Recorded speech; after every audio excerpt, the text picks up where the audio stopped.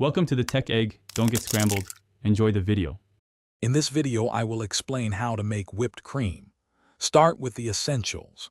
First, you will need 1 cup of very cold, heavy cream, 2 tablespoons of powdered sugar, and 1/2 teaspoon of vanilla extract.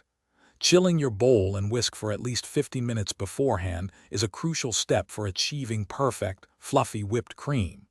This simple preparation ensures a stable and delicious result every time. Now let's get whipping. Pour your cold, heavy cream into the chilled bowl. Add the 2 tablespoons of powdered sugar and the 1/2 teaspoon of vanilla extract. Begin mixing on a low speed to prevent splattering, then slowly increase to a medium-high speed. Continue whipping until the cream forms soft peaks, then keep going until it reaches firm, stiff peaks. This usually takes about 3 to 5 minutes.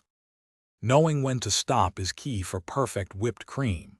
As you whip, observe the cream's consistency. Soft peaks will form first, where the cream holds its shape but the tip gently folds over when you lift the whisk. For stiff peaks, continue whipping until the cream stands straight up on the whisk without collapsing. Be careful not to overwhip, or it will turn grainy and eventually into butter. Your delicious homemade whipped cream is now ready to enjoy. It's best served immediately to savor its light and airy texture.